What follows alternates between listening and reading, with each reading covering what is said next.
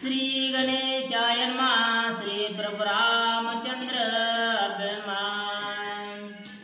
अयोध्या सोडून अर्ध योजना पुढे निघाला श्री रघुनंदना। देखून तीरशर्यो पावना तेथे वतीशी राहिला। हो ग्रंथकर्ते नाथराय सांगत आहेत, प्रभू श्री रामचंद्र हे अयोध्या सोडून अर्ध योजन इतक्या अंतरावर त्या ठिकाणी थांबलेले आहेत, पुढे निघालेले आहेत। आणि पुढे निघालेले असताना त्या शरयूच्या तीरावर पावन आणि पवित्र असं स्थान आहे। आणि त्या पावन आणि पवित्र स्थानावर त्या ठिकाणी थोडे दिवस वस्ती करून राहिले म्हणतात। त्या शरयूचा महिमा कैसा जोवे देवाच्या गम्य सहसा। जाते वर्णिता महेशा पार न कळे निर्धारी। हो ग्रंथकर्ते सांगतात, त्या शरयू नदीचा असणारा पवित्र आणि पावन काय महिमान आहे। एवढं महिमान आहे की देवादिकांना सुद्धा गम्य असणारं ते ठिकाण आहे, ते स्थान आहे।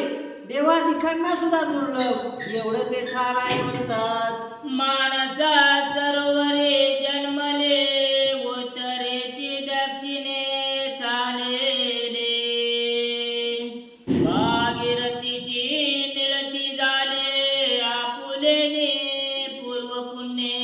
हो ती शरयू नदी असणारी मानस सरोवरापासून सुरुवात झाली आणि मानस सरोवरापासून उगम पावली, तिथून जन्मली आणि तिथून जन्मल्याच्या नंतर ती पुढे कुठे जाऊ लागली म्हणतात।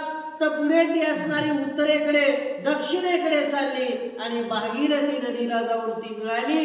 का मिळाली तर तिचं सुद्धा एक पूर्व पुण्य आहे। तिच्या पूर्व पुण्यामुळे ती भागीरथीला जाऊन मिळाली असं सांगतात। आयसे शरयू तीरा मनोहरा स्नाने निष्पाप होते नारा। तया तिरी श्री रघुवीरा प्रस्थानाची उतरला। हो अशा प्रकारचं ते शरयूचं जे तीर आहे ते पवित्र पावन आणि मनोहर म्हणजे मनाला हरणार, आनंद निर्माण करणार, चित्ताला आनंद निर्माण करणार असं ते शरयूचं पवित्र पावन तीर आहे।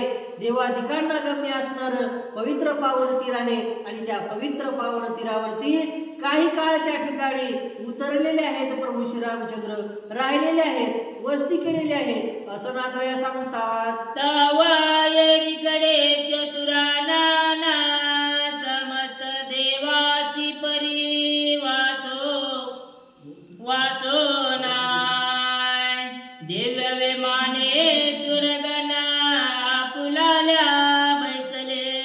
त्याच ठिकाणी एकीकडे काय झालं म्हणतात, चतुरानन म्हणजे ब्रह्मदेव एकीकडे निघालेले आहेत। आणि निघालेले असताना प्रत्येक देवाचे परिवार कोण कोण असतील, पार्वती असतील, पार्वती मातेचे महादेव असतील, प्रत्येक देवाचे परिवार त्या ठिकाणी निघालेले आहेत। निघालेले असताना देवादिकांचे विमान आहेत, ते सर्व गोष्टी त्याचा वृत्तांत पुढे सांगतात। जैसे हौसा पुल्याला मेले ओढून बैसती तडागाचे पाळे। तैसे देवा तै काळे परिवाराची मिरविले।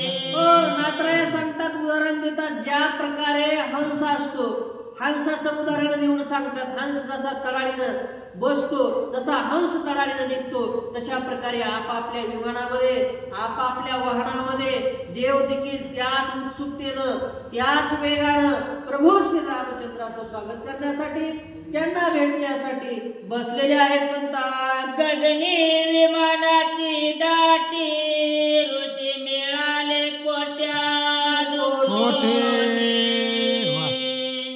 पाहत्यांतरे लक्षणी जगद्यती श्रीरामाते ते काळी। हो गगनामध्ये बघतात तर काय विमानाची दाटी, पुष्पाचा वर्षाव अशी स्थिती निर्माण झालेली आहे। सर्व देव त्या ठिकाणी निघालेले आहेत आणि अंतर्मनामध्ये प्रभू श्रीरामचंद्र पाहत आहेत ती मंडळी. असं सांगतात, विमानाचे ज्योतीचे प्रभावे दश दिशा तेज हे लावे. तया माझे ब्रह्मदेवे पुष्पवृष्टी करजेली.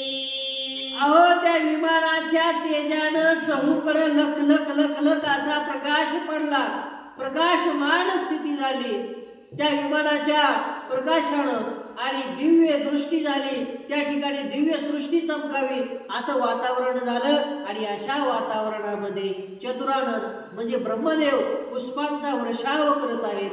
अशी त्या ठिकाणी परिस्थितीचं वर्णन नाथराय करत आहेत. अंजली बरोने कुसुमे करी टाकीते झाले श्रीरामावरे. दयाचे सुवासे पवन अंबरी पांगुळ्याला सुगंधे. अहो वंजळीनं वंजळी भरून त्या ठिकाणी त्या लख प्रकाशामध्ये प्रभू श्री रामचंद्रावर ही देवमंडळी टाकती झाली. आणि टाकू लागल्याच्या नंतर त्या पुष्पांचा सुगंध, त्या फुलांचा मोहित करणारा सुगंध एवढा दरवळला म्हणतात, अंबर म्हणजे आकाशापर्यंत त्याचा सुगंध वास गेला. असं त्या ठिकाणचं वर्णन नाथराय करत आहेत. अप्सरा नृत्य करती गगने गंधर्व सुस्वरे गाती गाणे. तव ब्रह्मात एक क्षणी श्रीरामाची बोलता झाला. अहो त्या ठिकाणचं वर्णन काय सांगावं. अप्सरा त्या ठिकाणी नाचत आहेत, गंधर्व त्या ठिकाणी गायन करत आहेत. आणि त्या वेळामध्ये तशा अवस्थेमध्ये तशा वातावरणामध्ये आता प्रभू श्री रामचंद्राला चतुरानन काय बरं बोलतात. पुढे ऐका. विधाता मने श्री रामचंद्रा बागे देखलाची गुणा समुद्रा. परिवारेशी या नरेंद्रा भक्त जना सुख द्यावे. त्या ठिकाणी ब्रह्मदेव म्हणतात बाबा भाग्य आहे. आणि ह्या भाग्यानं या पवित्र आणि पावन तीराला येऊन पोहोचलो. आणि आता आमचे सर्व देवगणांचे असणारे परिवार सुद्धा पोहोचलेले आहेत. हे प्रभू श्री रामचंद्रा, आमच्या ह्या सर्वांच्या परिवारावर तुमची असणारी कृपाछाया असावी. तू वैकुंठाचा नायक तुझने नतिमती मंद लोक. तो यज्ञ भोगता पुण्य श्लोक चिंत्य व्यक्त स्वरूप तुझे. ब्रह्मदेव म्हणतात, हे प्रभू श्री रामचंद्रा, तू म्हणजे कोण आहेस. तू म्हणजे या सर्वांचा नायक आहेस, तू वैकुंठाचा नायक आहेस. त्याचबरोबर तू मतिमंद लोकांना तू कळणारा नाहीस भगवंता. तू मतिमंद लोकांना कळणारा नाहीस, म्हणून तू असणारा वैकुंठाचा नायक आहेस. तू यज्ञाचा देखील भोगता तूच आहेस. आणि हे प्रभू श्री रामचंद्रा, तू म्हणजे विधाता आहेस असं या ठिकाणी सांगतात. तू गुणातीत निर्विकार तू निष्कर्म निरुपचार. श्रुती शास्त्राची न कळे पार तू अगोचर निज वेदा. ज्याचा विचार करूनही कळत नाही, ज्याचं चिंतन करूनही कळत नाही, अचिंतनाचा विषय आहे. ज्याचं गुणातीत मोठ्या गुणापासून सुद्धा वेगळा गुण ज्याचा आहे, असा तू राम आहेस, असा तू केवळ परमात्मा आहेस. अशी स्तुती ब्रह्मदेव प्रभू श्रीरामांची करतात. तुझा नाही जन्म मरण वार्ता तू सर्व साक्षी सर्व भरता. तुझे ध्यान कैलास नाता रात्र दिवस याची पै. हे प्रभू श्री रामचंद्रा, तुम्हाला जन्म नाही मरण नाही आणि तुम्हीच हे सर्व असणारे या जन्म मरणाचे साक्षी आहात. तुम्ही निर्विकार आहात आणि तुमचं ध्यान त्या महादेवाला सुद्धा लागलेला आहे आणि नुसतं लागलेलं नाही, रात्रंदिवस त्या महादेवाला तो महादेव सुद्धा तुमचं चिंतन करतो बरं का. स्वस्वरूपी समाधान निज देह होय मिथ्या जाण, ऐसे परिचे साधू जन आत्मनिष्ठे राहती. हो, स्वतःच्या स्वरूपाचं असणारं समाधान, या निजदेहाचं असणारं समाधान, हेच काही सर्वश्रेष्ठ समाधान आहे असं मानून सर्वजण साधूजण देखील राहतात असं सांगतात. जैसा बहुरूपिया नाना स्वंगे धरी, त्यागीता एक देह धारे. तैसा तू रामा येई करी आत्मसाक्षात्कारी राहून. ज्या प्रकारे त्या ठिकाणी बहुरूपी असतो, जो काय करतो त्या ठिकाणी वेगवेगळे रंगभूषा वगैरे त्याचे सगळं बदलत राहतो, तशा प्रकारे तू राम आहेस. प्रत्येक देहामध्ये असणारा आत्मा केवळ तूच आहेस आणि हे सगळं जग असणारं बाह्य बहुरूप्याप्रमाणे आहे आणि त्यांचा आत्मा म्हणजे तू केवळ राम आहेस म्हणतात. भुजंग सांडी त्वचे ते काय हानी होय देहाते, तैसे श्रीरामा मानी निज स्वरूपाते ठाई ठेवी देवादिदेवा. हो, या ठिकाणी उदाहरण देऊन सांगतात, भुजंगानं जर देहाला सोडलं तर त्या ठिकाणी त्याच्या शरीराची हानी होते. काय उरत हो, काहीच उरत नाही. म्हणून तसं या देहामधून एकदा श्वास गेला तर काय उरतं, काहीच उरत नाही. राम गेला तर काय उरतं, काहीच उरत नाही. या शरीराचं कुठलंही काम शिल्लक राहत नाही आणि जर काम शिल्लक राहायचं असेल तर मग आतमध्ये राम लागतो असं या ठिकाणी उदाहरण देऊन सांगतात. ऐसे ब्रह्म बोलिल्यावर मग श्रीराम रण केशरे, स्नान करुणी दिव्य शरीरी बंधू सहित पैजाला. अशा प्रकारची ब्रह्मदेवानं प्रभू श्रीरामचंद्रांची स्तुती केली. स्तुती केल्याच्या नंतर दिव्य असणारं शरीर, त्या दिव्य शरीरानं स्नान केलं. जे रणकेसरी असणारे आहेत, शब्द प्रयोग करतात नात्रया, रणकेसरी असणारे प्रभू श्रीरामचंद्र आहेत. त्या प्रभू श्रीरामचंद्रानं आपल्या बंधूसहित सर्वांसहित त्या पवित्र अशा शरयू नदीमध्ये स्नान केलं आणि दिव्य देह स्नानासह त्या ठिकाणी उजळून टाकला म्हणतात. शरयूचे करुणी स्नान बंधू समवेत श्री रघुनंदना,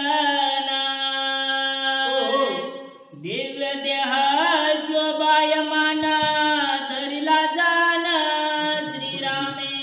अहो, त्या शरयू नदीचं पवित्र आणि पावन तीर असणारं, त्या तीराच्या असणाऱ्या त्या पाण्यानं, त्या तीर्थानं स्नान केल्याच्या नंतर बंधू सहित दिव्य असं शरीर प्रभू श्रीरामचंद्रानं धारण केलं.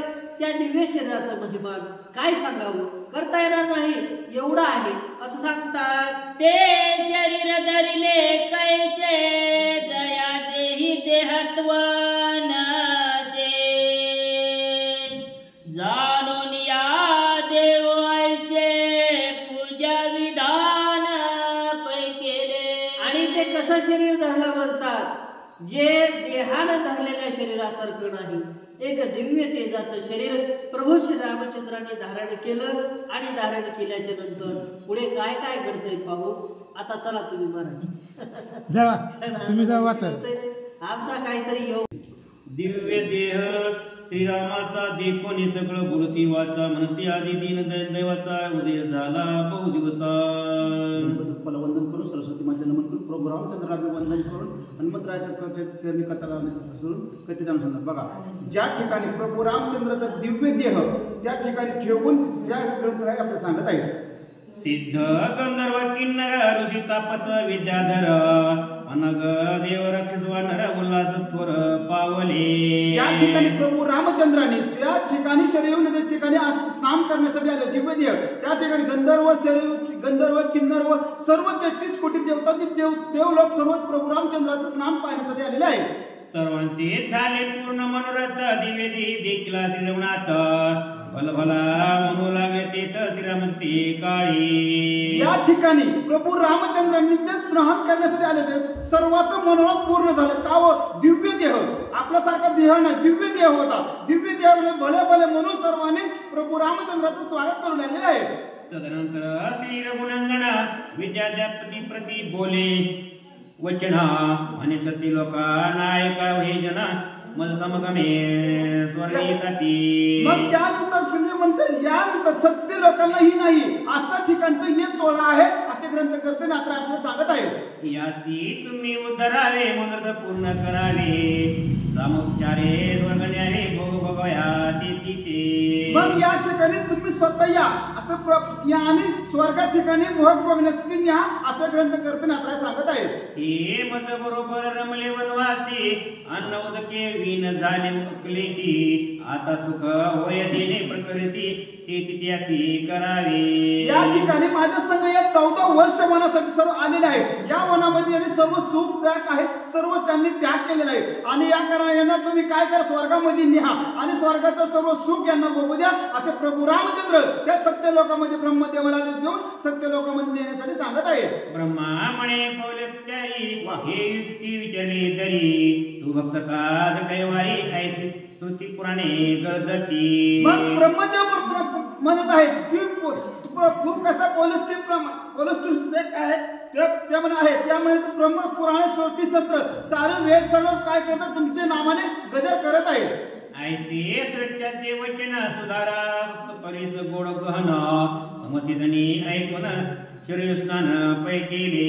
असं श्रोतेजन काही सुधारण जसं गोड आहे त्याप्रमाणे त्या ठिकाणी सर्वांनी प्रभू रामचंद्राच्या आज्ञा आणि सर्व शरीर ठिकाणी केले सर्वांनी करून ते स्नान करून त्या ठिकाणी सत्य लोकात निघणार आहे. पूर्व ते त्याजिता कोण नाही दैन्य चिंता उल्हासोनी श्रवणाता अंतकाळी स्मरती हो.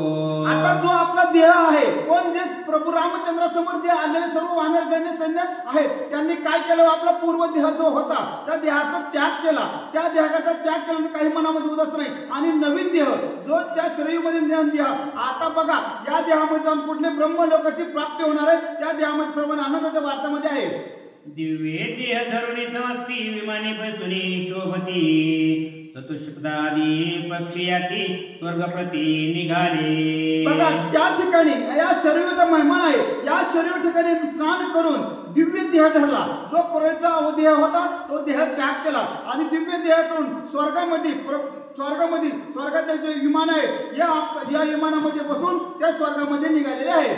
पर्वत वृक्ष अयोध्येचे जाण सर्व विमाने अरुण श्रीरामसेवे करीती गमन जाते झाले ते समयी. बघा त्या ठिकाणी झालं पशु पक्षी पर्वत झाडे जे उपवने वने आहेत ते सर्व प्रभू रामचंद्राला विनंती करू लागले तुम्ही चालला आहात आम्हाला पण घेऊन चला म्हणून ते प्रभू रामचंद्राला विनंती करत आहेत.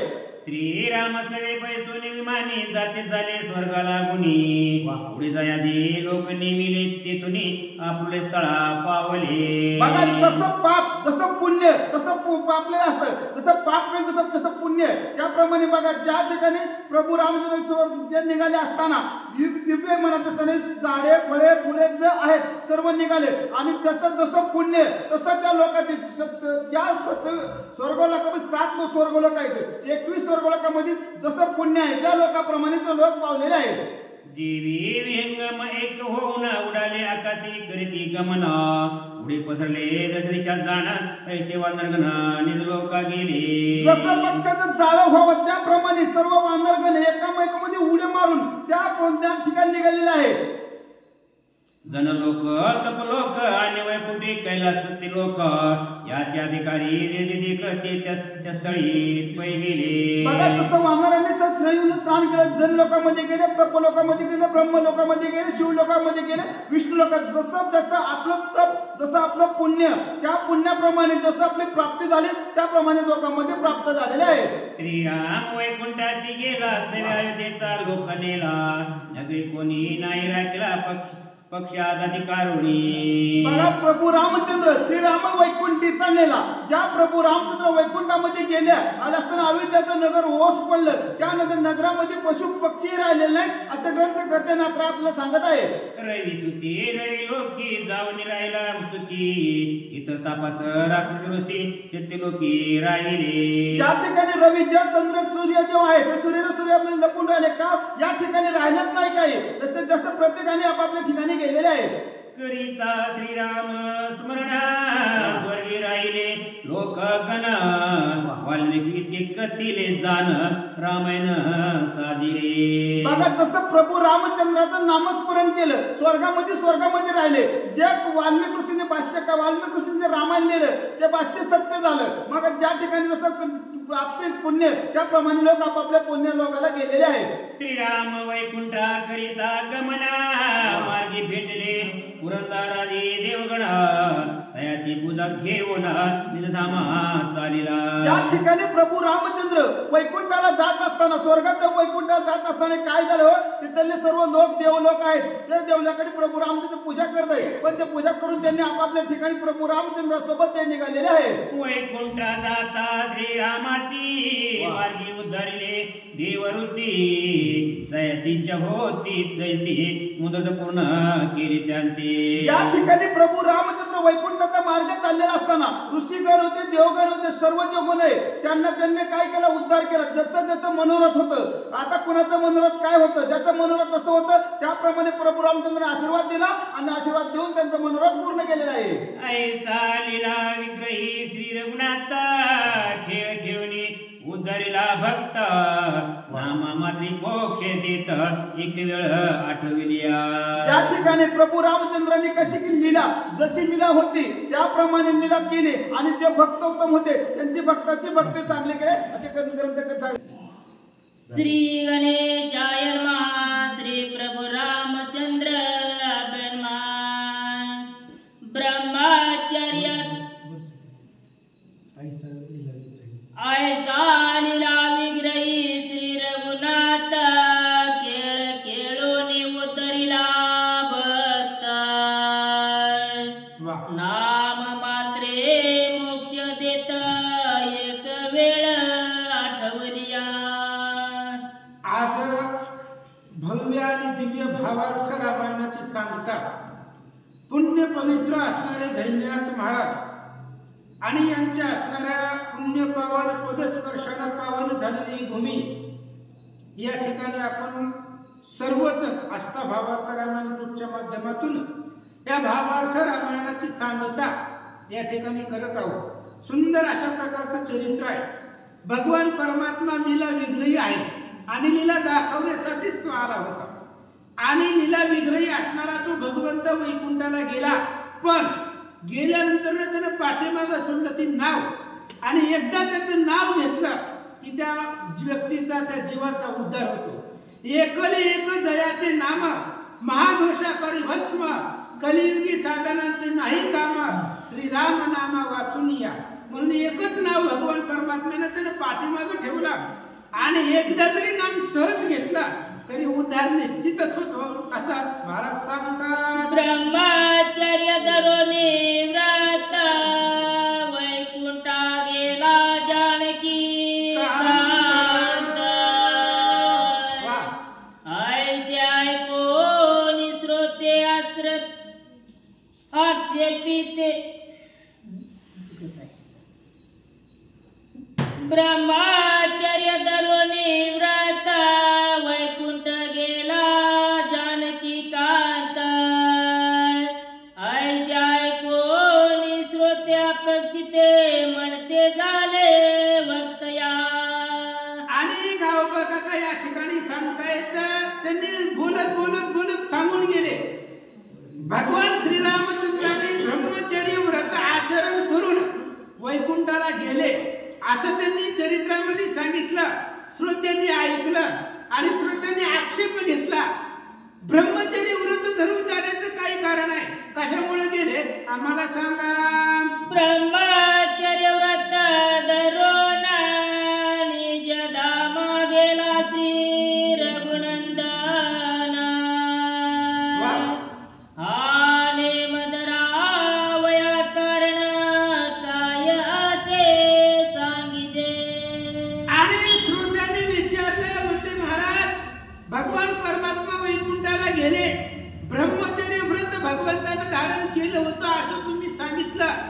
मग ब्रह्मचर्य व्रत धारण करण्याचं काय काम आहे?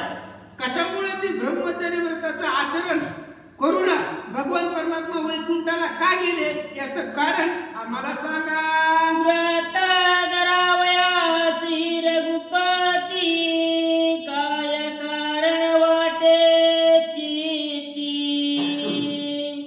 ते सांगिले आम्हा प्रती संदेह निवृत्ती कारणे. आणि रामचंद्राने ते असणारं व्रत धारण करण्याचं काय कारण आहे? आमच्या मनामध्ये प्रश्न निर्माण झालाय. श्रोते म्हणताय, वक्त्याला विचारताय. श्रोत्यांचा अधिकार आहे, कारण तो सावध ऐकत असतो. म्हणून त्याने विचारलं की ब्रह्मचर्य व्रताचं आचरण करून परमात्मा वैकुंठाला गेले, त्याचं काय कारण आहे आम्हाला सांगा. ऐसे ऐकोनी श्रीरामाचे वचन अंगणी वाला एका जनार्दन. ऐसे ऐकोनी श्रोतयाचे वचन अंगणी वाला एका जनार्दन. मने तुमच्या प्रश्नाचे खंडन मधुरावाणी करीतसे. आणि ज्यावेळेस श्रोत्यांनी विचारलं वक्त्याला, त्यावेळेस ग्रंथकर्ते सांगतात बाबा गुरु समर्थ आहे, आणि त्या सद्गुरूचं स्मरण करून त्यांची चरणाचे असणारी रजी घेऊन त्यांचे चरण स्मरण करून आठवण तुम्ही जो प्रश्न विचारलेला आहे त्या प्रश्नाचं उत्तर मी आनंदाने देईन. कारण श्रोत्यांना पुढे बसून विचारल्यावर वक्त्याला राग येऊ नये महाराज, वक्त्याला आनंद व्हायला पाहिजे. आपल्याला पुढे कोणीतरी विचारतोय याचा आनंद झाला पाहिजे, आणि मला तो आनंद आहे.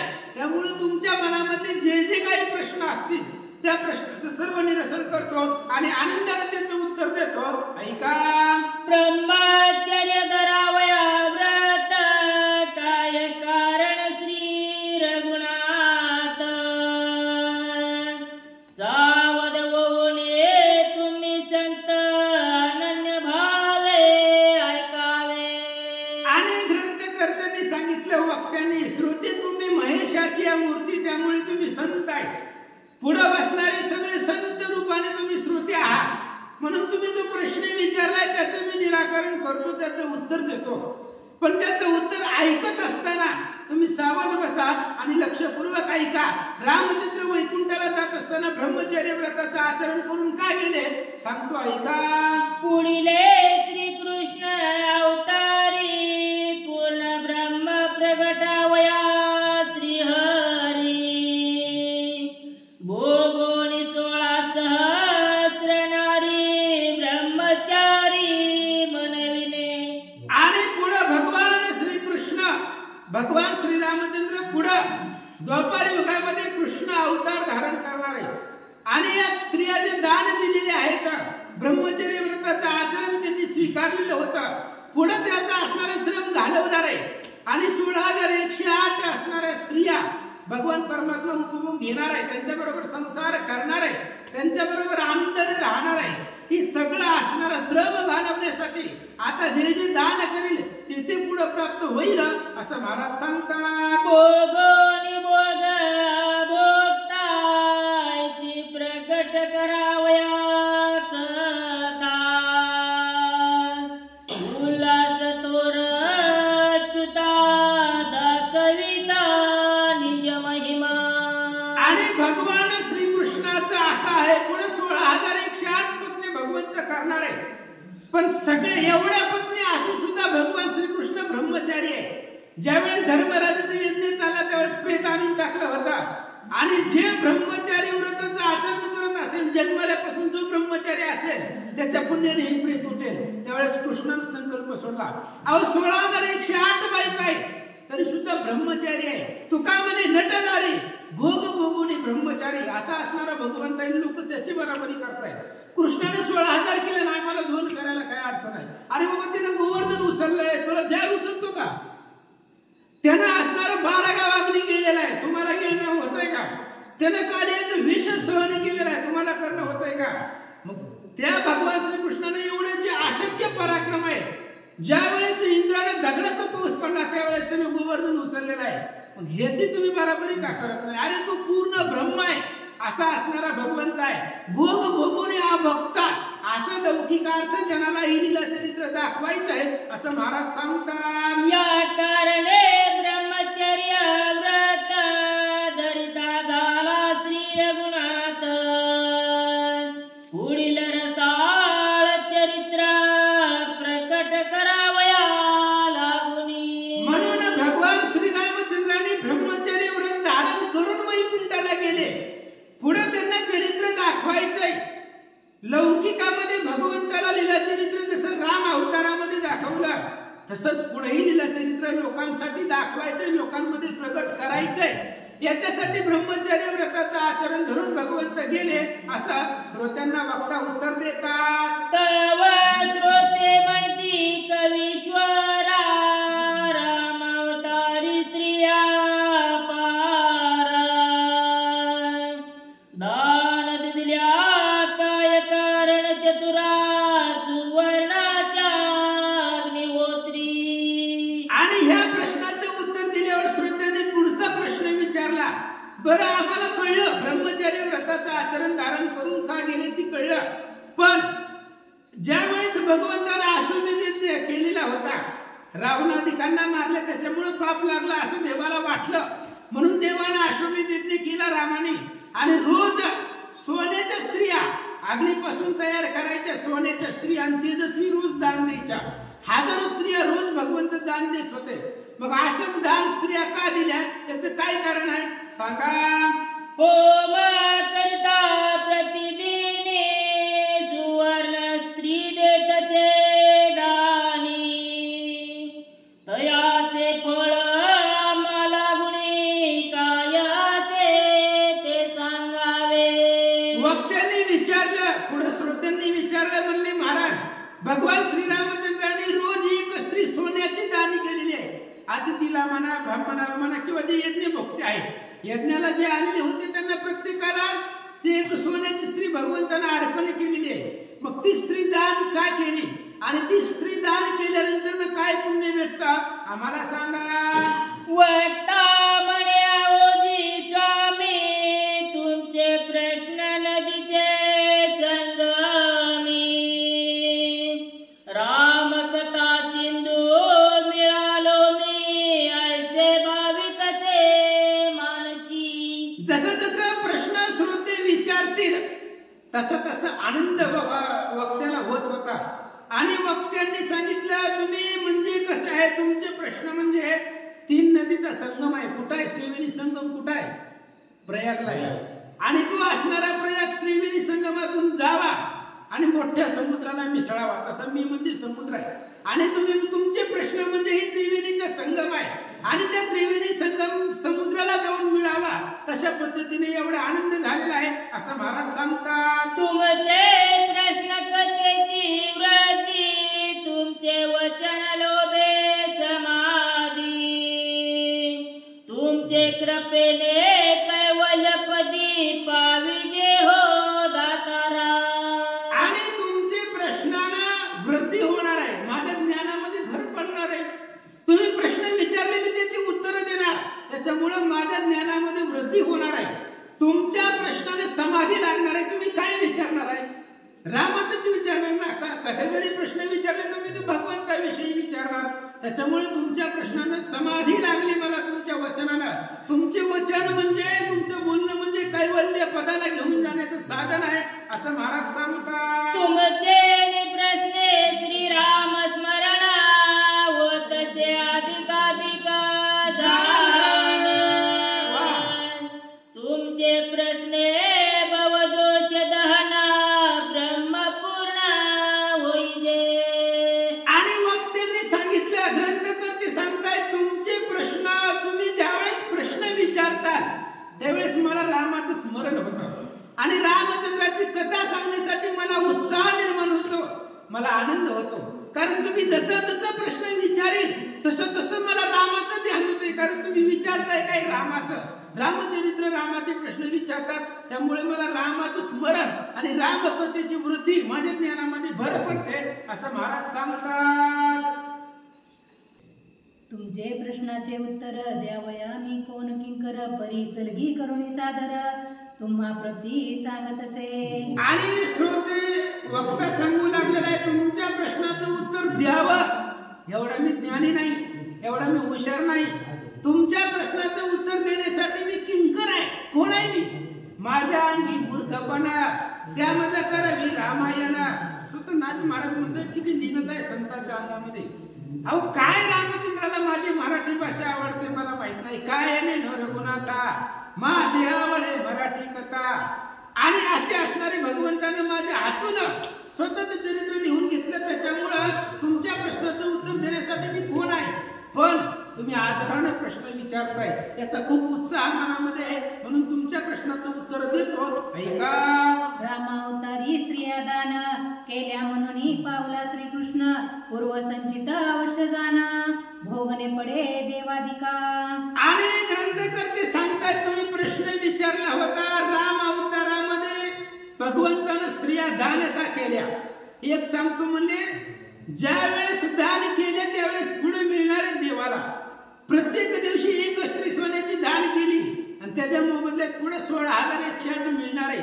म्हणून ब्रीद आहे ती संचित आहे आणि ती संचित देवादिकांनाही सुटलं नाही. देवाच्या बापाच्या पायी वहिली मायेने मिळी ठोकिली तेथे वाईट जीव सकाळी मुक्त कैसे होती पान. श्रीधर स्वामी सांगतायत अहो देव संचित कुणाला सुटत नाही. ब्रह्मादिक देवांना सुद्धा संचित सुटत नाही.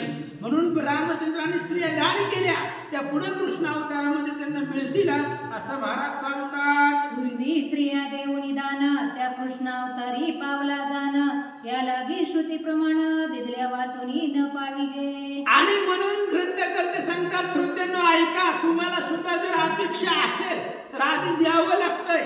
दिल्याशिवाय मिळतच नाही. घेसे तेव्हा घेसे ऐसा अससी उदार भगवंताचं ब्रीदच आहे. अहो भगवंत पहिल्यांदा घेतो आणि पुन्हा देतो. म्हणून आपल्याला सुद्धा आधी द्यावं लागतंय. नवल केले गोपाळे मुष्टीभर पोहे बक्षिले इंद्रपद तुल्य राज्य दिले सुदामयासी प्रीतीने. काय भगवंतानं सुदामाचं गुडवर पोहे खाल्लं, इंद्राच्या राजगादीला लाजवेला, इंद्राच्या राजधानीला लाजवेला असं सोन्याची नगरी दिली. म्हणूनही प्रमाण आहे जेव्हा भगवंत घेतो तेव्हा देतो. म्हणून रामचंद्राने दिला आधी दान केल्या आणि पुढच्या अवतारामध्ये त्यांना मिळणार आहेत. म्हणून ग्रंथकर्ते सांगतात तुम्हालाही प्रमाण आहे. श्रोतेसाठी प्रमाण आहे की ज्यावेळेस भगवंत घेतो तेव्हाच त्याला प्राप्त होतं असं सांगतात. नाद समुपतिष्ठ तू याचा ऐसा असे अर्थो स्वमुखे बोलिला श्री अच्युतो पूर्वदत्तू पाविजे. आणि भगवान परमात्मा स्वतःच्या मुखानं बोललेले आहे. काय बोललेले आहेत? ज्या वेळेस तुम्ही द्याल त्याच वेळेस तुम्हाला मिळेल. दिल्याशिवाय भगवान परमात्मा देतच नाही. आधी तो काही ना काही घेतो आपल्याकडून आणि पुन्हा मग त्याला देतो. ही त्याचा अर्थ आहे आणि स्वतः भगवान परमात्मा बोललेला आहे असं सांगतात. या परी श्रोत्यांचे अक्षप उत्तर कवीने देऊनी त्याचे प्रत्युत्तर पुढे कथा समाप्तीचा विचार आरंभिला जाणावा. अशा पद्धतीने श्रोत्यांच्या मनामधले जी काही शंका होती श्रोत्यांनी 2 प्रश्न विचारले होते. पहिला प्रश्न होता रामचंद्र ब्रह्मचर्य व्रत आचरण करून वैकुंठाला का गेले. दुसरा प्रश्न होता रोज एक स्त्री दान का दिली. ही दोन्ही प्रश्नाची उत्तरं वक्त्यांनी दिल्यानंतर आता ग्रंथ समाप्तीचा विचार. अवतार समाप्ती झाली, भगवंत वैकुंठाला गेले. आता ग्रंथ समाप्तीचा विचार पुढे सांगतात. ऐका. सवेची आठवले माझ्या चित्ता ते परिसावे जी श्रोता जानकी योगे रघुनाथा कसला पारपय झाले. आणि ग्रंथकर्ते सांगतायत आता तुम्ही विचारलं मगाशीच मी सांगितलं की तुमच्या प्रश्न कथेची वृद्धी, तुमच्या प्रश्नानं माझ्या ज्ञानामध्ये वृद्धी होते, वाढ होते. म्हणून आता मला आठवलं. तुम्ही सारखं सारखं विचारायला लागले म्हणून मला एक आठवलं. काय आठवलं? भगवान परमात्मा ज्यावेळेस वनवासामध्ये होता त्यावेळेस सीताला भगवंतापासून दूर होत्या, लांब होत्या. वनवासाहून माघारी आल्यावर सुद्धा पुन्हा सीतामाता वनवासाला गेल्या. म्हणजे सीतेपासून रामचंद्र दूर राहिले आणि जानकीचा वियोग भगवंताला झाला. त्याच्यामुळे खूप दुःख रामाला वाटलं होतं. एक पत्नी व्रताचे नेमे क्लेश भोगिले श्रीरामे आणि वनफळे भक्षिले उत्तमे तेने करुणी श्रम झाला. राम अवतारामध्ये भगवंताने काय काय केले? एक पत्नी व्रताचा नियम धरला. सीतेबरोबर त्या ठिकाणी असणारा सीतेचा वियोग भगवंताला झाला. वनामध्ये फळं खाल्ली, कंदमुळं खाल्ली, 12 वर्ष 14 वर्ष निराहारी भगवान परमात्मा त्या ठिकाणी, म्हणजे आहार काही खाल्लेला नाही, फक्त वनफळावरती राहिले गेले. म्हणून रामाला खूप त्रास झालेला होता, श्रम झालेला होता, असं महाराज सांगतात. ऐसी दोन्ही व्रते अति दुस्तरे धरली होती श्री रघुवीरे, ती श्रम रूपे जाणवी चतुरे कृष्णावतारी त्यागिली. अशा प्रकारची दोन्ही व्रत भगवंताने धाराने केलेली होती. कोणची व्रत? की असणारे एक पत्नी व्रत आणि 14 वर्षाचं वनवासाचं व्रत, अशी दोन्ही व्रत भगवंताने धारण केली रामावतारामध्ये. म्हणून त्यांना खूप त्रास झालेला होता, असं ग्रंथकर्ते सांगतात. व्रत नेमाचा धरुणी वीट अवतार धरिला अति श्रेष्ठ, करावया पूर्णत्व प्रगट ऐसी लीला धरिली. आणि रामावतारामध्ये जो जो त्रास झालेला आहे, जे जे कष्ट झालेला आहे, त्या कष्टाचा परतफेड करण्यासाठी कृष्ण अवतार धरलाय. कृष्ण अवतारामध्ये काय? भगवंताला विलासच आहे, म्हणजे जन्मल्यापासून वैकुंठाला जाईपर्यंत सगळा आनंद आहे कृष्ण अवतार. कृष्ण अवतारामध्ये कृष्णानं कशाचं टेन्शन घेतलं नाही, निवांत आयुष आरामामध्ये द्वारकेचा राजा होऊन त्या ठिकाणी राहिले गेले. म्हणून हे जे काही राम अवतारामध्ये श्रम झालेला आहे, त्या सगळ्या दुःखाचं निवारण करण्यासाठी कृष्ण अवतार भगवंताने धारण केला आणि सगळा श्रम घालवला, असं सांगतात. घेऊनी कृष्ण रूपाची बुंथी लीला विग्रही श्रीपती, आसक्ती होनी वनिती चोरावया हिंड तसे. कृष्ण रूपाची बुंथी भगवंताने घेतलेली लीला विग्रही असणारा तो भगवंत आहे. आणि त्याने त्या ठिकाणी असणाऱ्या गोपिकांच्या पाठीमागं, गोग्रहणासाठी गायीच्या पाठीमागं जात असताना अनेक लीला रासक्रीडा कौतुक भगवंतानं दाखवलं, असं सांगतात. भोगी गवळीयाच्या नारी दही चोरी घरोघरी, दावी बांधिता सुंदरी यशोदाश्चर्य पावली. यशोदेलाही आश्चर्य झालं, भगवंतानं अशा प्रकारचं लीला कौतुक कृष्ण अवतारामध्ये दाखवलेलं आहे. प्रत्येक घरामध्ये जायचं, दही दूध चोरी, आपल्याला माहित आहे, उद्या ऐकायला भेटणार आहे कालचं कीर्तन आहे खरमाळे महाराजांचं, आणि कृष्ण चरित्रच आहे त्याच्यामध्ये. त्यामुळे आता भगवंताने कृष्ण अवतारात काय काय केलं आज सांगण्यापेक्षा उद्या त्यांच्या महात्म्याच्या मुखामधून ऐकू. लोकार्थ अथवा एक चरण, जो नर सादर करी श्रवण, तो पर्यंता श्रीराम पूर्ण मोक्ष माझी आगळा.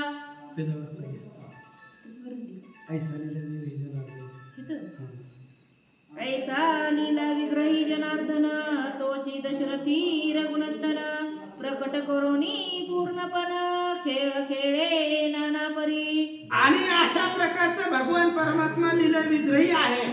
अनेक प्रकारचे खेळ भगवंतानं त्यांच्या अवतारामध्ये दाखवलेले आहे. तर राम अवतारामध्ये लीला चरित्र भगवंतानं दाखवलेलं आहे. कृष्ण अवतारामध्ये सुद्धा अनेक प्रकारचं चरित्र भगवंतांनी दाखवलं. अशा प्रकारचा भगवंत आहे. ऐका,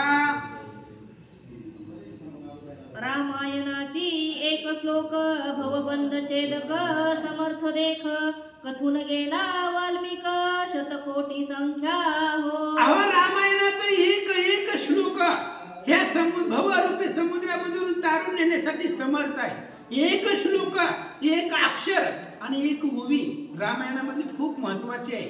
कारण जीवाचा उद्धार एका अक्षराने होतो. क्षराक्षरातीत परा असा असणारा भगवान परमात्मा आहे. म्हणून वाल्मिकी ऋषीने 100 कोटी श्लोकांचं रामायण लिहिलं आणि त्यातला एक श्लोक हे असणारा भवबंध छेदून टाकतो. एवढा सामर्थ्यवान रामायणाचा श्लोक आहे. म्हणून परत रामचरित्र कथा ऐका, असं महाराज सांगतात. श्लोकार्थ अथवा एक चरण, जो नर सादर करी श्रवण, तो पर्यंता श्रीराम पूर्ण मुमुक्ष माझी आगळा. अहो, ह्या रामायणामधला एक श्लोक किंवा श्लोकाचं चरण जरी सहज वाचलं गेलं तरी तो मोक्षाचा अधिकारी होतो, मोक्षाला जातो, त्याचा उद्धारच होतो. कथा परिसदा रामायण, पूर्वज उद्धरती जाणं, पूर्वजांचे नवलोक होणं, उद्धरे संपूर्ण त्रिजगती, एवढं सामर्थ्य या कथेमध्ये आहे. श्रीराम उच्चारे गणिका, तत्काळ गेली वैकुंठ लोका, हा निश्चय होता कैलास नायका, ध्येय मूर्ती म्हणून. अहो, रामचरित्राच्या चरित्रानं एका गणिकेचा उद्धार झाला. गणिका, आणि तिनं पोपटाचं नाव राघू ठेवलेलं होतं. आणि सारखं रागू रागू रागू त्या पोपटाला हाका मारित होती. त्या गणिकेचा उद्धार त्या रामचंद्राच्या नावानं झाला हा निश्चय महादेवाला होता असं सांगतात. उत्तरकांड संपते अंती वैकुंठ गेला लक्ष्मीपती कैसे चरण ठेवणी त्रिजगती उद्धरावया कारणे. अहो उत्तरकांड संपत्तीच्या अंतीला भगवान परमात्मा वैकुंठाला गेले. पण हे असणारा रामायण रूपी चरित्र भगवंताचं रामचरित्र जगावरती ठेवला, जगामध्ये ठेवला आणि मग भगवान परमात्मा वैकुंठाला गेले अशा प्रकारे सांगू लागले. एका जनार्दना शरण झाले उत्तरकांड संपूर्ण पुढे श्रोते करावे श्रीराम स्मरण नाम राम राम म्हणावे. आणि ग्रंथकर्ते सांगतात झाले उत्तरकांड संपूर्ण. उत्तरकांड संपलं म्हणजे संपूर्ण रामायण संपलं. सप्तकांड मनोहरा रचिले रामायण सुंदर अशा प्रकारचं रामायणाचं कथा आहे. आणि ही सातही कांड अतिशय सुंदर आहेत, एकापेक्षा एक. जशी गुळाची गोळी सांगता येत नाही, गुळ जर खायला दिला आणि किती गोड आहे म्हणून विचारलं सांगता येतं का, तसे रामायणाची कथा आहे. याच्यामध्ये किती गोडी आहे मुखाने सांगता येत नाही. आणि अशा प्रकारचं उत्तरकांड संपलं, परिपूर्णतेला झालं. आता श्रोत्यांना एकच काम आहे. काय काम आहे?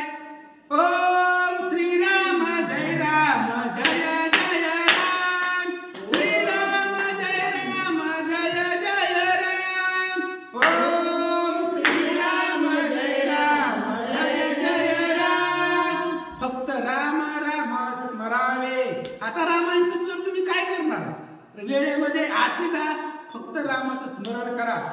श्रीराम गुणाक्षरासाठी पातकी जळती कोट्यानं कोटी तू नर सरता होय वैकुंठी पैसे पाठी ब्रह्मयाच्या म्हणून ग्रंथ करते सांगतात रामाचं स्मरण करा. आधीपासून अंतिवरी श्रीराम कथा अमृत लहरी सादर जो श्रवण करी तोची संसारी धन्य होया. हे रामायणाचं चरित्र म्हणजे आधीपासून अंतिवरी बालकांडाच्या पहिल्या अध्यायापासून उत्तरकांडाच्या 77व्या अध्यायापर्यंत कोणताही अध्याय घ्या तुम्ही पहा. रामचरित्र अमृत लहरी आहे. अमृत म्हणजे असणारे रामचंद्राचं चरित्र आहे. आणि जो हे रामचंद्राची कथा